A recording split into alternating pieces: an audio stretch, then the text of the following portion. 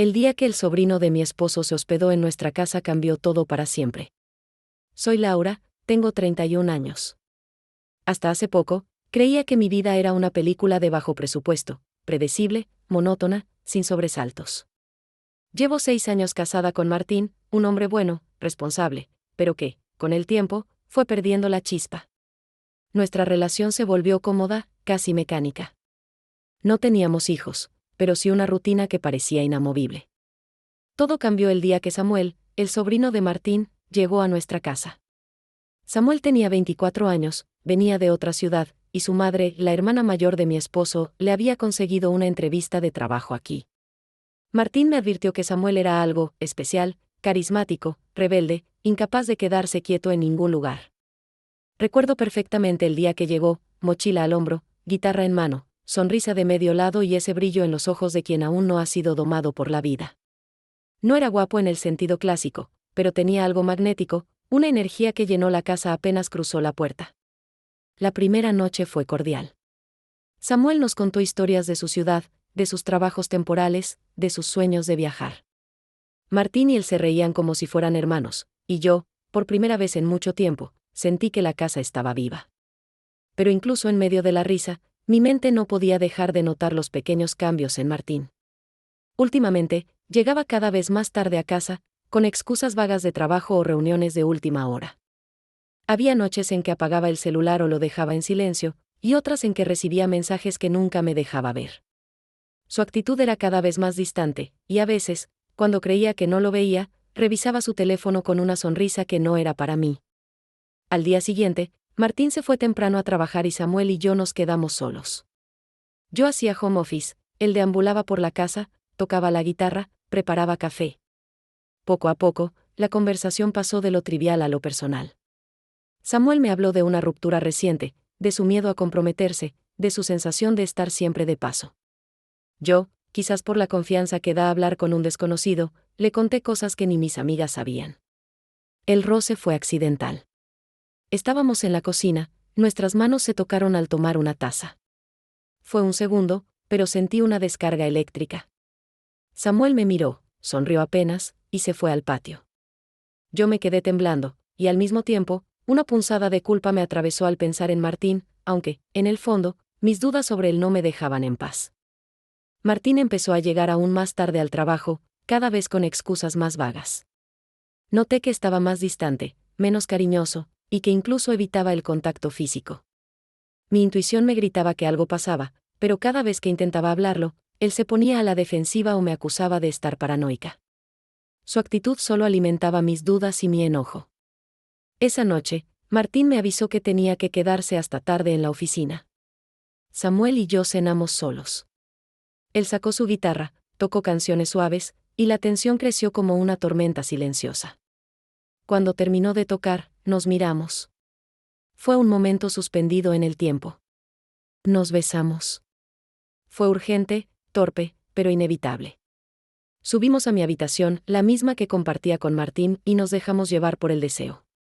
No fue romántico, fue impulsivo, casi animal. Cuando terminamos, Samuel se vistió en silencio y bajó a su cuarto de invitados.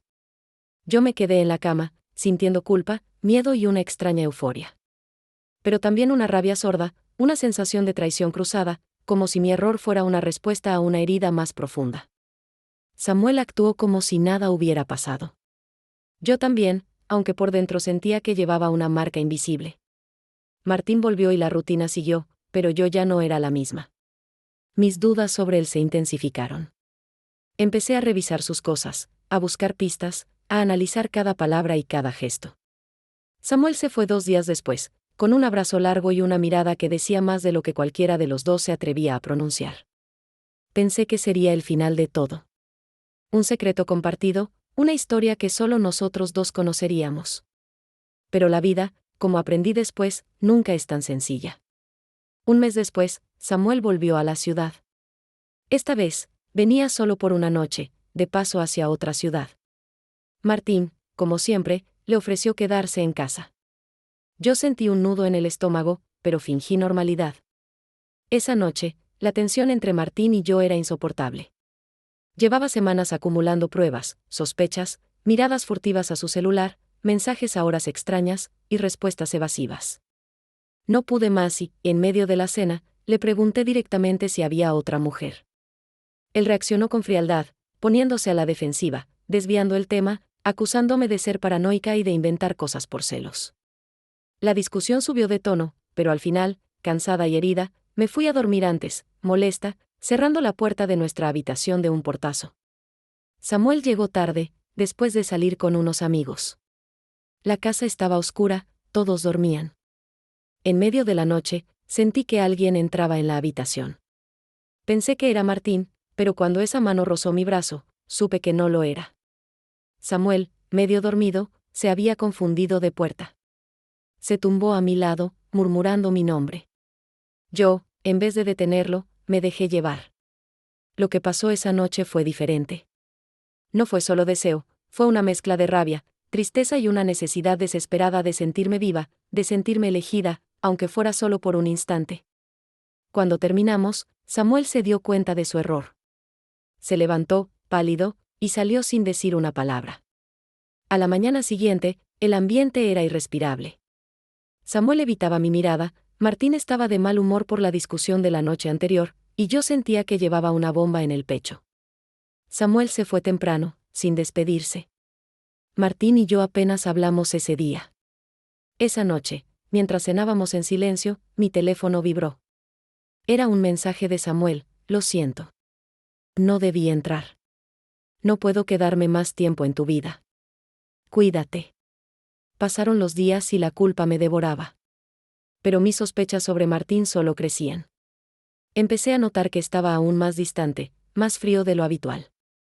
Una noche, lo encontré en el estudio, revisando su correo. Cuando me vio, cerró la laptop de golpe. ¿Todo bien?, pregunté, fingiendo indiferencia. ¿Por qué Samuel te escribió anoche?, soltó, mirándome fijo. Sentí que el mundo se detenía. No supe qué decir. Balbuceé una excusa, pero Martín no era tonto. Había visto el mensaje, había notado la tensión. No insistió, pero desde ese día, algo se rompió entre nosotros. Con el paso de las semanas, la distancia con Martín se volvió insostenible. Un día, mientras buscaba unos papeles en su despacho, encontré una caja con recibos de hoteles, cenas y regalos que no eran para mí. Fotos impresas, mensajes impresos de WhatsApp, incluso una carta de amor de otra mujer. Todo cuidadosamente guardado. Sentí que me faltaba el aire. Martín tenía una amante. Y no era algo reciente, los recibos databan de meses atrás. Recordé entonces todas sus llegadas tarde, sus excusas, sus cambios de humor, su repentina necesidad de espacio y de quedarse hasta tarde en la oficina. Todo encajaba. Me di cuenta de que su actitud distante durante la visita de Samuel no era casualidad. Había creado el ambiente perfecto para que yo cayera, para que me sintiera sola, vulnerable, y cometiera un error. Y lo peor, cuando confronté a Martín, no lo negó. Me miró con una mezcla de desprecio y alivio. ¿De verdad creíste que no me daría cuenta de lo tuyo con Samuel?, dijo, frío. Solo necesitaba una excusa para terminar esto y quedar como la víctima. Me quedé helada. Todo había sido un juego para él.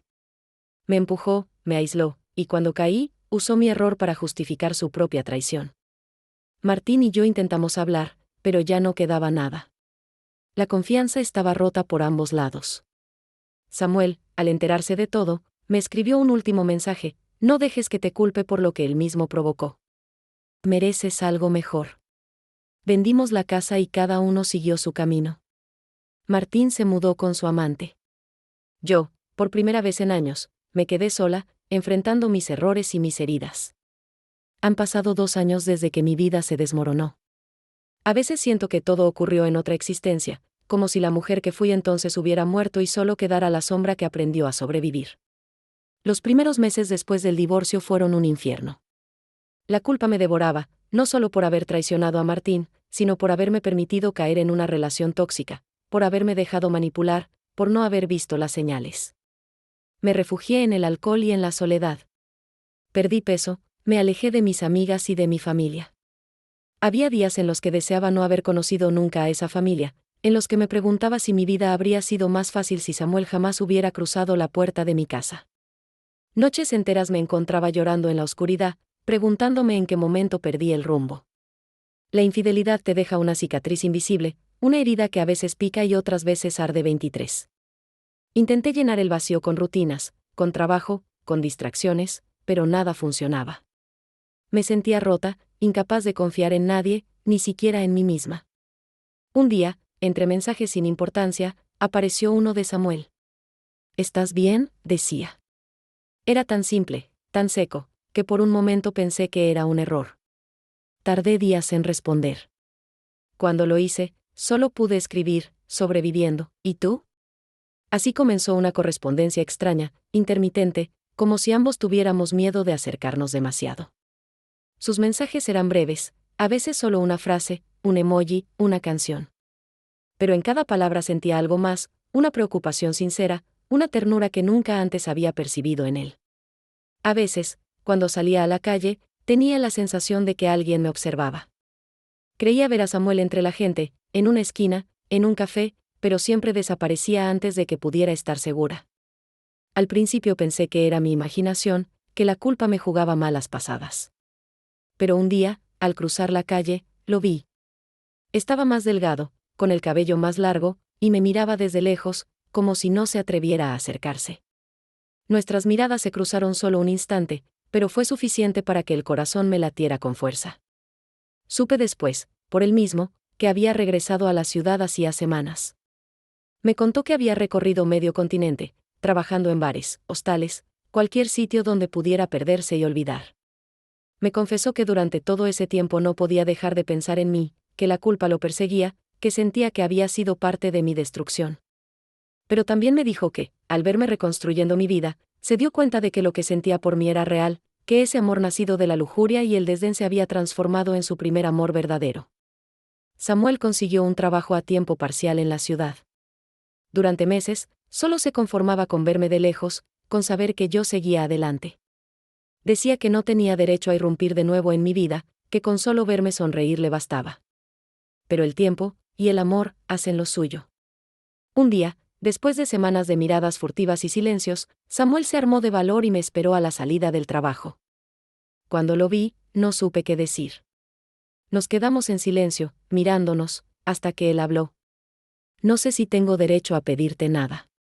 Pero no puedo seguir lejos de ti. Sé que lo nuestro empezó mal, pero lo que siento ahora es real. Si alguna vez puedes perdonarme, si alguna vez puedes volver a confiar en mí, aquí estaré. Lo miré largo rato. Recordé el dolor, la culpa, la soledad. Pero también recordé los mensajes, la ternura, la sensación de estar viva. Supe, en ese instante, que el pasado no podía cambiarse, pero el futuro sí. No sé qué va a pasar, le respondí. Pero quiero averiguarlo contigo. Samuel me abrazó, y en ese abrazo se fundieron todas las culpas, los miedos y las esperanzas. No era un final feliz de película, pero era un nuevo comienzo. Uno en el que ambos, por fin, podíamos ser honestos con nuestros sentimientos y con nosotros mismos. Con el tiempo, Samuel me contó todo, cómo me buscaba entre la gente, cómo se sentía morir al pensar que podía perderme, cómo aprendió a amarme de verdad, más allá del deseo y la culpa. Yo le conté mi dolor, mi proceso, mis noches de insomnio y mis días de reconstrucción. Nos escuchamos, nos perdonamos y, poco a poco, aprendimos a amarnos sin miedo. Samuel se mudó a un apartamento cerca del mío. No vivíamos juntos, pero pasábamos casi todos los días juntos. Empezamos con salidas sencillas, cafés en la plaza, caminatas al atardecer, noches de películas en las que nos reíamos como adolescentes. Pero el pasado siempre acechaba. Una tarde, mientras preparábamos pasta en mi cocina, él rozó mi mano al pasarme un cuchillo. El gesto era inocente, pero ambos nos quedamos paralizados, recordando aquel primer roce en la cocina de Martín. ¿Crees que algún día dejaremos de sentir esto?, pregunté, retirando la mano con un nudo en la garganta. No lo sé, susurró él, mirando el cuchillo como si fuera un arma. Pero quiero intentarlo.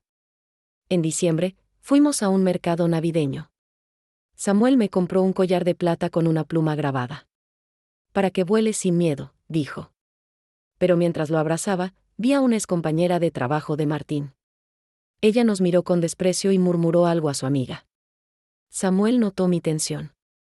No importa lo que piensen, me dijo, apretándome la mano. Nosotros sabemos la verdad. Aún así, esa noche lloré en silencio en el baño. Él me escuchó, llamó a la puerta y, sin entrar, dijo: No estás sola. Yo también tengo miedo. Cumplí 33 años en marzo. Samuel me llevó a un lago rodeado de montañas, el mismo donde Martín me había propuesto matrimonio.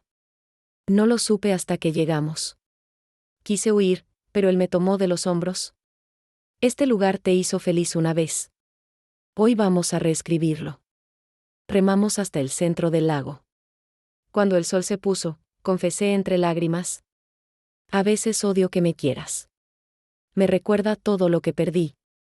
Yo odio haberte conocido así, respondió, limpiándome las lágrimas. Pero no cambiaría lo que somos ahora por nada. Porque hoy entiendo que el dolor no nos define, respondió, tomándome la cara entre sus manos. Elige, ¿seguimos enterrados o construimos algo nuevo? Decidimos terapia individual y de pareja. Aprendimos a nombrar la culpa sin dejarla gobernarnos. En septiembre, Samuel consiguió un trabajo estable como profesor de música. Yo retomé mi pasión por la pintura. Un día, mientras yo terminaba un cuadro abstracto lleno de colores rotos, él dijo: Parece caótico, pero tiene equilibrio. Como nosotros. ¿Crees que algún día seremos solo el presente? Pregunté. No, respondió, abrazándome por detrás. Pero el pasado ya no duele igual. Hoy, 5 años después, estamos en el mismo lago. Samuel rema mientras yo leo. De pronto, saca un anillo sencillo de su bolsillo. No es una propuesta, aclara, sonriendo. Es una promesa. De que cada día elijo quedarme. El anillo brilla bajo el sol. No lo uso en el dedo nupcial, sino en el índice. Un recordatorio de que el amor no es un destino, sino un camino. Y esta vez, caminamos juntos.